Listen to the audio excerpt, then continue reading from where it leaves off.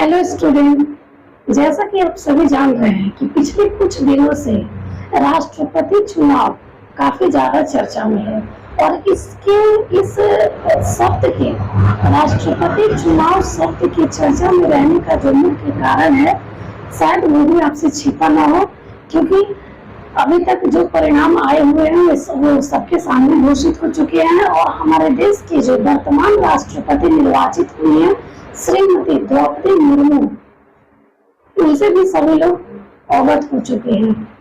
तो जैसा कि आप सभी जान रहे हैं कि हमारे जो राष्ट्रपति थे, भूतपूर्व राष्ट्रपति, अब तो उन्हें भूतपूर्व ही कहेंगे क्योंकि वो अपने पद से हट चुके हैं और उनकी जगह, जैसा कि आप सभी जान रहे हैं कि श्रीमती द्रौपदी मुर्मू निर्वाचित हुई हैं। तो इस वजह से भी राष्ट्रपति चुनाव शब्द जो है, प्रेसिडेंट इलेक्शन जो है, वो चर्चा में आ जाता है। ठीक है, तो आइए चलते हैं इस टॉपिक की तरफ और चर्चा करते हैं कि आखिर राष्ट्रपति चुनाव क्या होता है। लेकिन उससे पहले आप हमारे इंट्रोडक्शन से परिचित हो जाइए। मेरा नाम है किरण दुबे और मैं ड्रीम IAS के इस YouTube चैनल पे आप सबका वेलकम करती हूँ। चलिए चलते हैं, देखते हैं अपने नए टॉपिक को, जिसका नाम है प्रेसिडेंट इलेक्शन, राष्ट्रपति चुनाव। जैसा कि आप सामने देख ही रहे हैं कि हमारे भारत के संविधान में राष्ट्रपति चुनाव से संबंधित कुछ अनुच्छेद, कुछ आर्टिकल दिए गए हैं। ठीक है, उन आर्टिकल को आज हम यहाँ जानेंगे कि किस आर्टिकल में किस बात को रखा गया है, किस बात को कहा गया है, उनसे संबंधित क्या तथ्य रखे गए हैं राष्ट्रपति से संबंधित। ठीक है, तो जैसा कि आप सभी देख रहे हैं कि आर्टिकल 54 से लेकर 58 तक हमारे राष्ट्रपति के बारे में यहाँ बात हो रही है। जैसे कि उनका चुनाव और उनके मतदान में चुनाव कौन कौन करता है, उनके चुनाव की विधि क्या है, उनका कार्यकाल क्या है। ठीक है, तो यहाँ इन सब चीजों से संबंधित आर्टिकल 54 से लेकर आर्टिकल 58 तक हमारे भारत के संविधान में कुछ अनुच्छेद राष्ट्रपति के लिए व्यवस्थित किए गए हैं। तो चलिए एक एक करके आज हम अपने उस मेन टॉपिक को देख लेते हैं कि आज हम पढ़ने वाले क्या हैं इलेक्शन को लेकर, राष्ट्रपति चुनाव को लेकर, प्रेसिडेंट इलेक्शन को लेकर। तो जैसा कि आप सभी देख रहे हैं कि आज जो हमारा पहला आर्टिकल है राष्ट्रपति चुनाव को लेकर, उसमें है 54। ठीक है, आर्टिकल 54 कहता है कि राष्ट्रपति के चुनाव में मतदान कौन कौन करेगा। ठीक है, आर्टिकल 54 कहता है, एक बार और इसको रिपीट में कर देती हूँ कि आर्टिकल 54 कहता है कि राष्ट्रपति के चुनाव में मतदान कौन कौन करेगा। ये तो हमारा हो गया आर्टिकल 54। आर्टिकल 55 कहता है कि जो राष्ट्रपति का चुनाव होगा उस चुनाव की विधि क्या होगी, उस चुनाव की प्रक्रिया क्या होगी। ठीक है, किस प्रकार से उनका चुनाव किया जाएगा, ये कहता है आर्टिकल 55। आर्टिकल 56 कहता है कि राष्ट्रपति पद का कार्यकाल क्या होगा। ठीक है, राष्ट्रपति पद का कार्यकाल कितने दिनों का होगा। जैसा कि हम लोग सभी ऐसा सुनते हैं कि प्रधानमंत्री का कार्यकाल इतने दिनों का है, राष्ट्रपति का कार्यकाल इतने दिनों का है। ठीक है, उपराष्ट्रपति कितने दिनों तक अपने पद पे रह सकते हैं। यहाँ वही चीज है कि आर्टिकल 56 आपसे ये कहता है, जो कि भारत के संविधान में लिखा गया है आर्टिकल 56 में, कि राष्ट्रपति का कार्यकाल कितने दिनों का होगा। ठीक है, आर्टिकल 57 कहता है कि राष्ट्रपति जो है वो पुनर्निर्वाचन के लिए एलिजिबल है या नहीं, उसके लिए आर्टिकल 57 ये शर्त रखता है। हमारे भारतीय संविधान में ऐसा कहा गया है। एंड देन आर्टिकल 58 जो सबसे लास्ट आर्टिकल है राष्ट्रपति चुनाव से संबंधित, राष्ट्रपति से संबंधित, आर्टिकल 58 कहता है कि राष्ट्रपति के चुनाव में या राष्ट्रपति के रूप में चुनाव के लिए योग्य कौन कौन आदमी है। मान लीजिए अगर कोई व्यक्ति अगर राष्ट्रपति चुना जाता है तो उसके लिए आखिर चुनाव के लिए उसकी योग्यता क्या है। ठीक है, तो यहाँ ये चीज क्लियर हो जाता है। 54 से लेकर 58 तक हमारे आर्टिकल सब कंप्लीट हो जाते हैं। एंड देन चुनाव आयोग द्वारा, जैसा कि आप जानते हैं कि राष्ट्रपति, उपराष्ट्रपति, यहाँ मैं लिख देती हूँ, राष्ट्रपति, उपराष्ट्रपति यानी वाइस प्रेसिडेंट, राज्यसभा, लोकसभा, इन सभी के लिए जो चुनाव कराने की प्रक्रिया जो सौंपी गई है जिन्हें, वो कराता है। इन सभी से संबंधित चुनाव जो कराता है वो चुनाव आयोग कराता है। चुनाव आयोग किन से संबंधित चुनाव कराता है? तो राष्ट्रपति से संबंधित, उपराष्ट्रपति का चुनाव कराता है, राज्यसभा, लोकसभा, विधानसभा, ठीक है, इसको भी मैं लिख देती हूँ, विधानसभा, ठीक है। इन सभी से संबंधित चुनाव आयोग द्वारा संपन्न कराए जाते हैं, ठीक है। तो यहाँ एक तथ्य ये दिया हुआ है कि जैसे राष्ट्रपति चुनाव, तो ये यहाँ एक तथ्य कंप्लीट हो गया कि चुनाव आयोग द्वारा संपन्न कराए जाते हैं राष्ट्रपति के चुनाव, ठीक है। साथ ही अगर कोई व्यक्ति राष्ट्रपति चुना जाता है तो उसे 100 लोगों की समर्थन की आवश्यकता होती है। 100 लोगों में 50 प्रस्तावक होंगे और 50 समर्थन होंगे। इसको एक डिवाइड कर दिया गया एक कैटेगरी में। हालांकि यहाँ देख रहे हैं कि ये संख्या जो है वो काफी ज्यादा है। पहले ये 20-20 हुआ करते थे, लेकिन इसमें जैसे मतलब कम लोगों की जो मतलब समर्थन, जैसे पहले 20 प्रस्तावक और 20 अनुमोदक हुआ करते थे, तो इनकी संख्या कम होने के कारण राष्ट्रपति चुनाव में लचीलापन बढ़ता गया, ठीक है। यानी कि कोई भी व्यक्ति उठता और कहता कि मैं राष्ट्रपति का इलेक्शन लड़ूंगा, ठीक है। तो इस वजह से यहाँ जो समर्थन कैटेगरी है, जो समर्थक है, जो कि चुनेंगे कि नहीं हम आपके मत में वोट दे रहे हैं, वे लोगों की संख्या यहाँ टोटल 100 कर दी गई है, 50 प्रस्तावक की और 50 अनुमोदक की, ठीक है। जब तक आपको ये चीज आपको नहीं मिल जाता है तब तक आप एलिजिबल नहीं हैं राष्ट्रपति चुनाव के लिए, ठीक है, राष्ट्रपति पद के लिए एलिजिबल नहीं है, ठीक है। तो एक ये बहुत बड़ी पॉइंट है। एंड देन लास्ट में, जैसे कि आपने राष्ट्रपति चुनाव से संबंधित ऐसा न्यूज पेपर में पढ़ा होगा या फिर कभी भी अगर करंट अफेयर के टच में रहे होंगे तो आप जान रहे होंगे कि राष्ट्रपति चुनाव से संबंधित, ठीक है, या राष्ट्रपति के चुनाव से संबंधित कोई भी अगर कानून बनाना हो तो वो संसद का कार्य होता है, ठीक है। अगर राष्ट्रपति के चुनाव में कोई चेंजिंग करनी हो, ठीक है, राष्ट्रपति से संबंधित किसी प्रकार का बदलाव करना हो, पद से संबंधित, राष्ट्रपति पद से संबंधित, तो इसकी जो शक्ति है वो किसके पास है?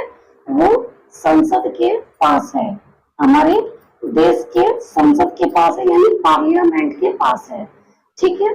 तो इन सबको देखते हुए संसद द्वारा राष्ट्रपति और उपराष्ट्रपति चुनाव अधिनियम 1952 पारित किए गए। इस चीज को आप याद रखिएगा, ये बहुत ही इंपॉर्टेंट टर्म है। संसद द्वारा क्या पारित किया गया? राष्ट्रपति और उपराष्ट्रपति चुनाव अधिनियम 1952 पारित किए गए, ठीक है। यहाँ तक तो आप कंफर्म हो चुके होंगे, ठीक है। एंड अगेन हम देख लेते हैं कि अब एक एक आर्टिकल ये जो है इन सब के बारे में थोड़ा सा विस्तार से हम समझ लेते हैं, देख लेते हैं कि आखिर मतदान किस प्रकार के व्यक्ति कर सकते हैं, उनके चुनाव की विधि क्या है, इन सब के बारे में थोड़ी थोड़ी बातें देख लेते हैं। चलिए चलते हैं अपने इसके नेक्स्ट टॉपिक की तरफ और देखते हैं कि ये क्या है।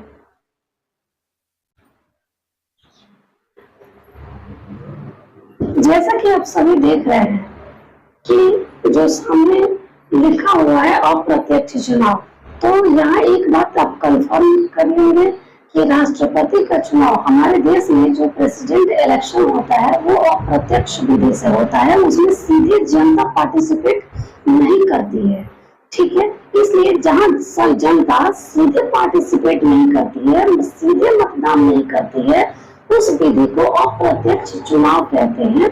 ठीक है, तो ये तो हो गया कि राष्ट्रपति चुनाव जो होता है वो अप्रत्यक्ष विधि से होता है, इनडायरेक्टली होता है। अब हम देख लेते हैं, जैसा कि मैंने आपको पिछले लेक्चर में बताया है कि आर्टिकल 54 ये कहता है कि राष्ट्रपति के चुनाव में मतदान कौन कौन करेगा।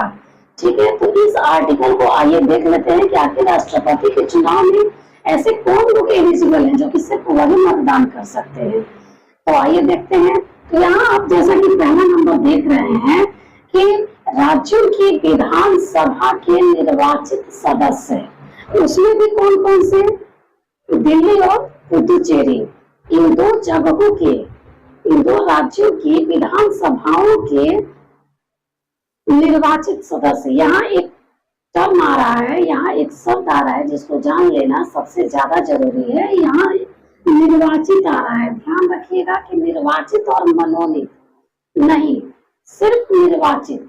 ठीक है, राज्यों की विधानसभाओं के सिर्फ निर्वाचित सदस्य ही भाग लेंगे राष्ट्रपति के चुनाव में। वो भी कौन सी शर्त लग गई है, तो दिल्ली और पुडुचेरी विधानसभाओं के निर्वाचित सदस्य राष्ट्रपति के चुनाव में भाग लेंगे। किस संविधान संशोधन के तहत, 70वां संविधान संशोधन 1992 के तहत।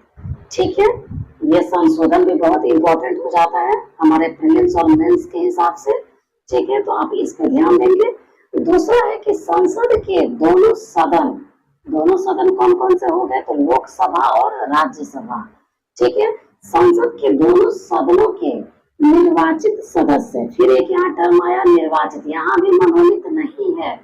ध्यान रखेंगे आप सभी कि संसद के दोनों सदनों के निर्वाचित सदस्य ही राष्ट्रपति चुनाव में भाग लेंगे। ठीक है, अब एक टर्म आ जाता है कि राज्यसभा, लोकसभा और विधानसभाओं के मनोनीत सदस्य और राज्य विधान परिषद के जो सदस्य होंगे वो निर्वाचक मंडल का हिस्सा नहीं होंगे। ठीक है, राष्ट्रपति के निर्वाचक मंडल का हिस्सा जो होंगे वो तो हमने देख लिया, लेकिन कौन से ऐसे लोग हैं, कौन से ऐसे पार्ट हैं जो कि हिस्सा नहीं होंगे। ठीक है, तो वो हो जाएगा राज्यसभा, लोकसभा और विधानसभाओं के मनोनीत सदस्य और राज्य विधान परिषद के सदस्य। ठीक है, निर्वाचक मंडल के हिस्सा नहीं होंगे। अब चलिए आगे देख लेते हैं कि निर्वाचन की जो विधि है वो विधि क्या है। ठीक है, तो आइए चलिए अगला टर्म देख लेते हैं कि निर्वाचन की जो विधि है वो क्या है। जैसा कि आप यहाँ देख रहे हैं कि राष्ट्रपति के चुनाव की जो विधि है, ठीक है, ये ध्यान करिए, हमने आर्टिकल 55 में राष्ट्रपति चुनाव की जो विधि है वो पढ़ी थी। ठीक है, तो राष्ट्रपति के चुनाव की जो विधि है, राष्ट्रपति का चुनाव किस प्रकार से किया जाता है, उसमें कौन कौन से लोग शामिल होते हैं, वो चीज दिया हुआ है। आइए देखते हैं। तो जैसा कि आप देख रहे हैं कि राष्ट्रपति के चुनाव में सांसद और विधायक दोनों भाग लेते हैं। सांसद यानी एमपी और एमएलए। ठीक है, ये दोनों भाग लेते हैं। विधायक के मतों का मूल्य जो होता है वो अलग अलग होता है, यानी यहाँ पे ये जो है विधायकों के मतों का मूल्य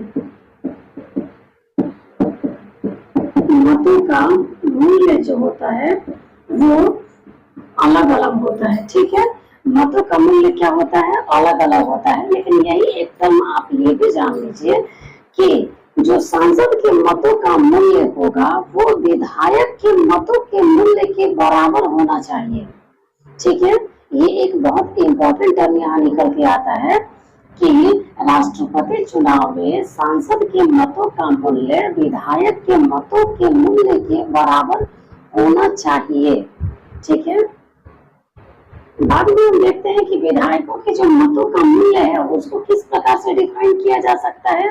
तो विधायकों के मतों के मूल्य में जिस चीज को इन्वॉल्व किया जाता है वो है राज्य की जनसंख्या।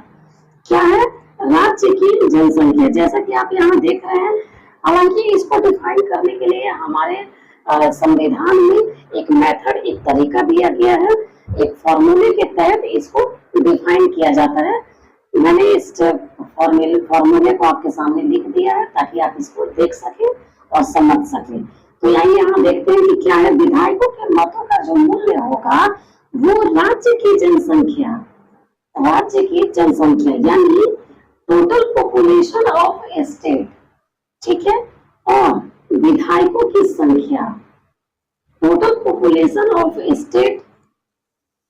यहाँ तो ये हो गया कुल राज्यों की संख्या, और दूसरा है आपको क्या दे रहा है, विधायकों की संख्या यानी total member of elected members in the state legislative assembly, ठीक है। यानी विधायकों की कुल संख्या जो होगी उन सबसे 1000 में भाग दिया जाएगा, डिवाइड किया जाएगा, ठीक है। तो इस सबसे क्या निकल के आता है, तो value of the vote of MLAs यानी विधायकों के मतों का मूल्य इन सबसे निकल के आता है। लेकिन एक चीज आप यहाँ ध्यान रखिएगा कि विधायकों के मतों के मूल्य का जो निर्णय लिया जाता है और उस राज्य और उसमें राज्य की जनसंख्या को जो देखा जाता है, उसमें 1971 की जनगणना को आधार बनाया गया है। किसको आधार बनाया गया है, 1971 की जनगणना को आधार बनाते हुए राज्य की कुल जनसंख्या और विधायकों की कुल जनसंख्या को 1000 से डिवाइड किया जाता है। ये मेथड हमारे भारत के संविधान में दिया गया है, ठीक है। चलिए चलते हैं इसके अगले प्रोसेस के बारे में जान लेते हैं कि इसका अगला प्रोसेस क्या है, ठीक है। अगला हमारा टर्म क्या है, जैसा कि हमने आपको अभी पिछले लेक्चर में बताया है कि सांसदों के, एक तो हमने जान लिया कि एमएलएस के मतों का मूल्य अलग अलग होता है, लेकिन हमने ये भी आपको बताया था कि सांसदों के मतों का कुल मूल्य जो होता है वह विधायकों के मतों के कुल मूल्य के बराबर होना चाहिए। यहाँ देखिए बराबर होना चाहिए, इस जो शब्द को है आप ध्यान में रखेंगे क्योंकि एग्जाम में ऐसा कोटेशन या फिर ऐसा जो ऑप्शन होता है वो बना के आ सकता है और आप कंफ्यूज हो जाइएगा। इसलिए आप इस चीज को ध्यान रखिए कि सांसदों के मतों का कुल मूल्य विधायकों के मतों के कुल मूल्य के बराबर होना चाहिए, ठीक है। तो आइए यहाँ value of the vote of MP देख लेते हैं, ठीक है। तो value of the vote of an MP जो दे रहा है, एमपी सांसदों के मतों का जो कुल मूल्य दे रहा है यहाँ पे, वो यहाँ पे हमारे संविधान में ऐसा मेथड दिया गया है कि total value of votes of all MLAs of all state यानी पूरे राज्यों में जो पूरे विधायकों की जो संख्या है, जो उनके मतों का मूल्य है, ठीक है, उसमें total number of elected members of parliament, उसमें से क्या डिवाइड कर देंगे हम, जो निर्वाचित सदस्य पार्लियामेंट से जो सदस्य निर्वाचित होते हैं, जो सांसद होते हैं, उनकी कुल संख्या को हम डिवाइड कर देंगे, ठीक है। अभी तक तो हमने जाना कि विधायकों के मतों का मूल्य किस तरीके से निकाला जाता है, हमने जाना कि सांसदों के मतों का मूल्य किस तरह से निकाला जाता है। इसी के साथ कुछ और टर्म भी जान लेते हैं कि राष्ट्रपति चुनाव से संबंधित जो अन्य टर्म है वो क्या क्या है, ठीक है। इनकी जो चुनाव पद्धति है वो किस प्रकार से होती है, अगर अप्रत्यक्ष ही होती है तो किस प्रकार से होती है, ठीक है। आइए जान लेते हैं। जैसा कि आप देख रहे हैं कि राष्ट्रपति का जो चुनाव होता है एकल हस्तांतरणीय मत पद्धति का प्रयोग करते हुए होता है, ठीक है। हमने आपको पिछले लेक्चर में भी बताया है कि राष्ट्रपति का चुनाव डायरेक्टली नहीं होता है, इनडायरेक्टली होता है। इनडायरेक्टली में भी एकल हस्तांतरणीय मतदान का प्रयोग किया जाता है, ठीक है। ये तो हमारा हो गया ये पहला टर्म।